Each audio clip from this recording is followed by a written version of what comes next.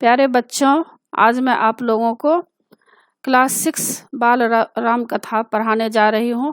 और इससे पहले मैं क्लास 6 बसंत और क्लास 6 बाल राम कथा का सारा वीडियो बना चुकी हूँ। उसको देखने के लिए आप ऊपर दिए गए आई बटन पर क्लिक करके देख सकते हैं, या नीचे दिए गए डिस्क्रिप्शन बॉक्स में देख सकते हैं, या प्लेलिस्ट में जाकर देख सकते हैं। और बच्चों, आप मुझे इंस्टाग्राम, फेसबुक और ट्विटर पर भी फॉलो कर सकते हैं। तो अभी बाल राम कथा के तहत 2 वरदान, इसके बारे में हम लोग जानेंगे।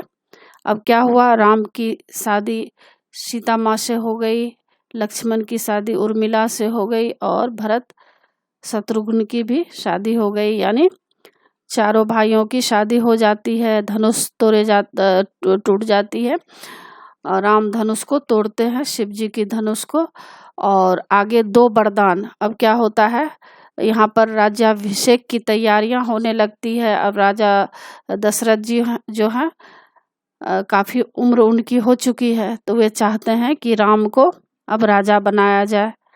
और इसी क्रम में क्या होता है कि कई जो उनकी माता है भरत की, वो क्या करती हैं, 2 वरदान मांगती हैं। तो इसमें यही 2 वरदान का जिक्र किया गया है। बताया जा रहा है कि राज्याभिषेक की तैयारियां हो रही है। राजा दशरथ वृद्ध हो चुके हैं, यानी वे काफ़ी बूढ़े हो गए हैं, और राम की विनम्रता, विद्वता और पराक्रम से सभी प्रभावित थे। यानी राम के अंदर जो है बहुत सारे मानवीय गुण थे जो होना चाहिए। विनम्रता, विद्वता, पराक्रम, ये सारे गुण से सारे लोग प्रभावित थे। तो सारे लोगों के मन में यही इच्छा थी कि राम जो है राजा बने। अतएव क्या करते हैं, राजा दशरथ राम का राज्याभिषेक करना चाहते हैं, यानी राम को राजगद्दी पर बैठाना चाहते हैं, राजा बनाना चाहते हैं। मुनि वशिष्ठ से विचार विमर्श के बाद उन्होंने दरबारियों से भी राजा का राज्याभिषेक करने के विषय में राय जाननी चाहिए। अब जो है दशरथ जी क्या करते हैं, वशिष्ठ मुनि हैं, उनसे भी विचार विमर्श करते हैं, राय परामर्श लेते हैं। और दरबारी लोग जो हैं उनसे भी इस विषय में राय जानना चाहते हैं। उन्होंने भी राजा के प्रस्ताव का स्वागत किया, और अतएव राम का राज्याभिषेक करने की तैयारियां शुरू हो गई है। भरत और शत्रुघ्न तब ननिहाल में थे। कैकई से एक दिन में भरत और शत्रुघ्न का आना कैकई से एक दिन में भरत और शत्रुघ्न का आना संभव नहीं था, क्योंकि उस समय ऐसा नहीं था, यातायात की सुविधा नहीं थी। अभी तो हवाई जहाज, एरोप्लेन, ये रेलगाड़ी, ट्रेन वगैरह, जैसे ही कोई समाचार ऐसा मिलता है तो लोग निकल पड़ते हैं। लेकिन पहले के समय में बहुत ही सोचना पड़ता था कि इतना दूरी कैसे तय किया जाए। और उस समय अक्सर लोग घोड़े पर सवारी करते थे या पैदल यात्रा करते थे, इसलिए जो है संभव नहीं था उस समय जल्द आना शत्रुघ्न और भरत का। तो अब क्या होता है, मंथरा द्वारा रानी कैकेयी को भड़काना। अब मंथरा जो है, मंथरा कौन है, मंथरा एक नौकरानी है जो कि राजा दशरथ के यहाँ रहती है, और कैकेयी की नौकरानी है वो। तो वो क्या करती है, कैकेयी को भड़काती है कि देखो तुम्हारा लड़का जो है शत्रुघ्न और भरत और शत्रुघ्न ननिहाल में है। उस समय जो है राजा दशरथ तुम्हारे लड़का को राजा नहीं बना रहे हैं और राम को राजा बना रहे हैं। तो इस तरह से भड़काती है। तो क्या होता है, पहले तो कैकेयी के मन में कोई भी गलत भावना नहीं थी, लेकिन जब मंथरा उसको बहुत तरह से भड़काती है तो उसके मन में भी गलत भावना आ जाती है। और किस तरह से इतना हंसता खेलता परिवार दुख और विपत्ति में पड़ जाता है, इस बात को इसमें दिखाया गया है कि किस तरह से मंथरा कैकेयी को भड़काती है।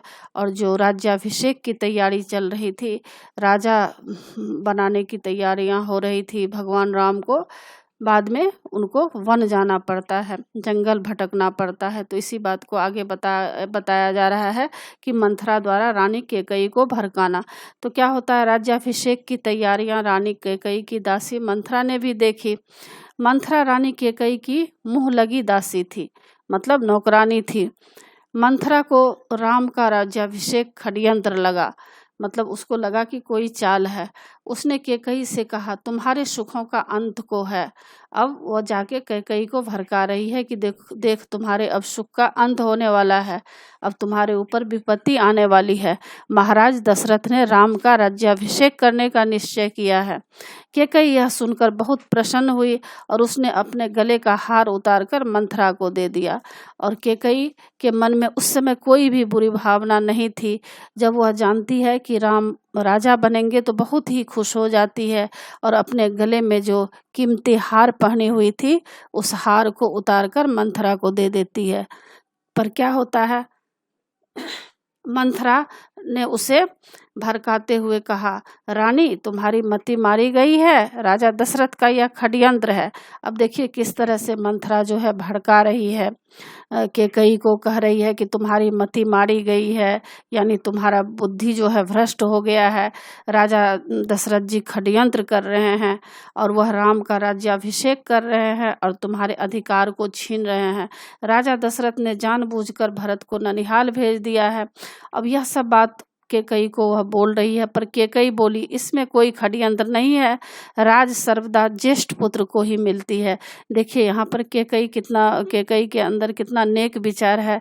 इतना भड़काने के बाद भी कैकई कहती है कि नहीं, इसमें गलत क्या बात है, कुछ गलत नहीं है, क्योंकि यह तो नियम है कि राजा ज्येष्ठ पुत्र मतलब जो सबसे बड़े होते हैं उसको राजा बनाया जाता है। मंथरा पर इस फटकार का कोई प्रभाव नहीं हुआ। वह कैकई के पलंग पर बैठ गई, बोली तुम नादान हो, तुम्हें आसन्न संकट दिखाई नहीं देता। अब वह बहुत तरह से उन्हें बिगाड़ने का कोशिश कर रही है कि देखो तुम जो है नादान हो, तुम कुछ भोली हो, तुम्हें कुछ समझ नहीं है, अभी बहुत ही बड़ा संकट आने वाला है तुम्हारे बुद्धि पर, किसी को भी तरस आएगा। कैकई पर मंथरा की बातों का असर होने लगा। अब क्या हुआ, धीरे धीरे कैकई उसके बात चाल में फंसने लगी। वह बोली तुम ही बताओ मैं क्या करूं। मंथरा ने उसे राजा दशरथ द्वारा दिए गए 2 वरदान की याद दिलाई। अब क्या हुआ, किसी समय राजा दशरथ जी कोई विपत्ति में फंसे हुए थे, तो उस समय क्या हुआ था, ये जो है कैकई उनको क्या की थी, मतलब उनका मदद की थी, किसको, राजा दशरथ को। तो राजा दशरथ उस विपत्ति में कैकई को बोले थे कि देखो कोई भी तुम्हारे साथ अगर परेशानी आएगी, तुम्हारे ऊपर कोई विपत्ति आने वाली होगी, तो मैं तुमको 2 वरदान दे रहा हूँ, तुम चाहो तो उस समय मांग सकती हो। तो इसी बात का जो है वह कौन, मंथरा जानकारी दे रही है, किसको, कैकई को, कि तुम्हें याद है कि तुमको राजा दशरथ जी 2 वरदान दिए हुए थे, आज ऐसा ही मौका है कि तुम उस वरदान को मांग लो। उसने कहा तुम मैले कपड़े पहनकर कोप भवन चली जाओ, महाराज दशरथ को आने पर उन्हें पिछली बातें याद दिलाना और दोनों वचन मांग लेना। अब यह सब चाल चलने को सिखा रही है कि इस तरह से तुमको भवन में चले जाओ और जो बातें तुमको 2 वचन दिए थे, वरदान दिए थे, वह तुम मांग लेना। उसने रानी कैकई से कहा राम के लिए 14 वर्ष का वनवास और भरत के लिए राज। और उसने कैकई से क्या कहा, मंथरा, कि देखो तुम क्या करना, राम को 14 वर्ष के लिए वनवास भेज दो और भरत के लिए राज मांग लो, यानी भरत को राजा बनाओ। अब आगे बताया जा रहा है कि रानी कैकई कोप भवन में, अब रानी कैकई जब मंथरा की बात सुनती है तो कोप भवन चली जाती है। दिन भर की चहलकदमी के बाद महाराज दशरथ को रानियों की याद आ गई। वे तुरंत रानीवास गए, मतलब जहाँ पे रानी रहती थी। कैकई को अपने कक्ष में न पाकर वे उनसे मिलने कोप भवन पहुँचे। कोप भवन का दृश्य देखकर वे हैरान रह गए। अब जब राजा दशरथ जी कोप भवन पहुँचते हैं तो देखते हैं कि किस तरह से कैकई का बुरा हाल हो रहा था, वह देखकर हैरान हो जाते हैं। उन्होंने कैकई से कहा कि वे उसकी प्रसन्नता के लिए जमीन आसमान एक कर सकते हैं। कैकई ने दशरथ से कहा आप मुझे वे दोनों वरदान दीजिए। अब यहाँ पर जब राजा दशरथ जी देखते हैं कोप भवन में इस तरह का माहौल हो गया है और बहुत ही जो है बूढ़े भेष में, मतलब बहुत ही गलत तरीके से वह उसको भवन में पड़ी हुई थी। और यह देख करके दशरथ जी को बहुत ही दुख हो रहा है कि यह क्या हो रहा है। तो बोल रहे हैं कि तुम अगर कहोगी कि कई की ज़मीन और आसमान एक कर दो तो मैं ज़मीन और आसमान एक कर सकता हूँ, लेकिन इसका केकई पर कोई असर नहीं पड़ता है। केकई ने दशरथ से कहा, आप मुझे 2 वरदान दीजिए जिसका संकल्प आपने वर्षों पहले रणभूमि में किया था। महाराज दशरथ ने वर मांगने के लिए हाँ कर दी। वह बोली, कल सुबह भरत का राज्याभिषेक हो, राम का नहीं। राम को 14 वर्ष का वनवास हो। अब बोल देती है यहाँ पर केकई कि भरत को राजा बनाया जाए और राम को 14 वर्ष का वनवास मिले। यह सुनकर राजा दशरथ अवाक रह गए। उन पर मानो वज्राघात हो गया। ऐसा लग रहा था कि उनके ऊपर वज्राघात, मतलब बहुत बड़ा विपत्ति का साम्राज्य उनके ऊपर टूट पड़ा है, विपत्ति टूट पड़ा है। वे मूर्छित होकर गिर पड़े। कुछ देर में होश आने पर उन्होंने कातर स्वर में यानी विनय करते हुए कहा, यह तुम क्या कह रही हो? मुझे विश्वास नहीं होता कि मैंने यही सुना है, सही सुना है। केकई अपनी जिद पर अड़ी रही। राजा दशरथ गिड़गिड़ाते रहे पर केकई टस से मस नहीं हुई। तो बच्चों अभी देखे कि किस तरह से 2 वरदान मांगती है केकई। यानी 2 वरदान यही था कि भरत को क्या मिले, राज्य मिले, यानी भरत राजा बने और राम को वनवास मिले 14 वर्ष का। यही 2 वरदान था और यह बहुत ही दुखद वरदान था।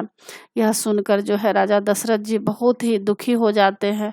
तो इस पाठ में यही दिखाया गया है। और आगे देखिए बच्चों, इसमें कुछ कठिन वर्ड दिए गए हैं। अगर आप चाहें तो याद करने के लिए आसानी से इसको लिख सकते हैं, याद कर सकते हैं। और आगे प्रश्न उत्तर एग्जाम के लिए है। पहला प्रश्न है, राजा दशरथ राम का राज्याभिषेक क्यों करना चाहते थे? उत्तर, राजा दशरथ वृद्ध हो चले थे। उन्होंने राम को राजकाज में शामिल करना शुरू कर दिया था। राम यह जिम्मेदारी अच्छी प्रकार निभा रहे थे। प्रजा भी उन्हें चाहती थी, इसलिए राजा दशरथ राम का राज्याभिषेक करना चाहते थे, यानी राम को राजा बनाना चाहते थे। दूसरा प्रश्न है, मंथरा को क्या देखकर अचंभा हुआ? मतलब आश्चर्यचकित मंथरा क्यों हो गई? उत्तर है, राम के राज्याभिषेक के कारण अयोध्या नगरी की सजावट और रौनक को देखकर मंथरा को अचंभा हुआ। तीसरा प्रश्न है, मंथरा ने रानी केकई को ऐसा क्या कहा जिससे वह कोप भवन में जाने के लिए तैयार हो गई? उत्तर, मंथरा राम के राज्याभिषेक को केकई के विरुद्ध षड्यंत्र मानती थी, यानी उनका कहना था कि यह एक चाल है। इसलिए जब उसे पता चला कि राम का कल राज्याभिषेक होने वाला है तो वह रानी केकई के पास भागी भागी गई और उसने उससे कहा कि कल राम का राज्याभिषेक हो जाएगा तो तुम कौशल्या की दासी बन जाओगी, भरत राम के दास बन जाएंगे। राजा दशरथ ने भरत को जानबूझकर ननिहाल भेज दिया है और राज्याभिषेक के समारोह के अवसर पर भी उसे नहीं बुलाया है। राम को राज मिला तो वह भरत को देश निकाला दे देगा। केकई पर धीरे धीरे मंथरा की बातों का असर होने लगा। तब मंथरा ने रानी केकई से कहा कि वे मैले कपड़े पहनकर कोप भवन चली जाए। महाराज दशरथ के वहां आने पर उनसे दोनों वरदान मांग ले। केकई पर मंथरा की इन बातों का इतना प्रभाव पड़ा कि वह मैले कपड़े पहनकर कोप भवन में चली गई। चौथा प्रश्न है, केकई द्वारा वरदान मांगे जाने पर महाराज दशरथ की क्या दशा हुई? उत्तर, केकई द्वारा वरदान मांगे जाने पर महाराज दशरथ भौचक्के रह गए, यानी आश्चर्यचकित रह गए। उन पर मानो वज्रपात हो गया। उनका चेहरा सफेद पड़ गया, मतलब बहुत ही उन्हें दुख हो गया। वे कुछ बोल नहीं पाए, वे मूर्छित होकर गिर पड़े। कुछ देर बाद होश आने पर वे कातर भाव से, यानी दया के भाव से केकई से बोले, यह तुम क्या कर रही हो? जो कुछ तुमने कहा है मुझे उस पर विश्वास नहीं हो रहा। पर केकई अपनी जिद पर अड़ी रही। वे दोबारा बेहोश हो गए और रात भर बेसुध पड़े रहे। तो यह प्रश्न था बच्चों, और इसमें कुछ ऑब्जेक्टिव प्रश्न उत्तर है जिसको बहुविकल्पी प्रश्न उत्तर कहा जाता है, एमसीक्यू कहा जाता है। तो ये भी आपको पूछे जाएंगे। पहला प्रश्न है, राजा दशरथ ने मुनि वशिष्ठ से किस विषय पर विचार विमर्श किया? उत्तर है ख, राज्याभिषेक हेतु। दूसरा प्रश्न है, राम के राज्याभिषेक के समय भरत और शत्रुघ्न कहाँ थे? उत्तर है ग, ननिहाल में। तीसरा प्रश्न है, भरत के नाना का नाम क्या था? उत्तर केकयराज। और चौथा प्रश्न है, केकई किसका राज्याभिषेक चाहती थी? उत्तर है ग, भरत। पांचवा प्रश्न है, केकई ने राजा दशरथ से कितने वर मांगे? उत्तर है क, 2। और छठा प्रश्न है, रानी केकई के 2 वरदान क्या थे? उत्तर है क, भरत का राज्याभिषेक, राम को 14 वर्ष का वनवास। तो इसी के साथ बच्चों पाठ की समाप्ति होती है। आशा है आप लोगों को सारा पाठ अच्छी तरह समझ में आ गया होगा और एग्जाम के लिए अच्छी तरह तैयार कर लीजिएगा। और बच्चों आप मेरे चैनल देवज नागरी को जरूर सब्सक्राइब कीजिएगा, और सब्सक्राइब के बगल में बेल आइकन बटन है, उसे क्लिक कीजिएगा, लाइक कीजिएगा और शेयर कीजिएगा। कमेंट्स जरूर कीजिएगा कि आपको यह पाठ कैसा लगा। नए पाठ के साथ फिर मैं मिलूंगी बच्चों। धन्यवाद।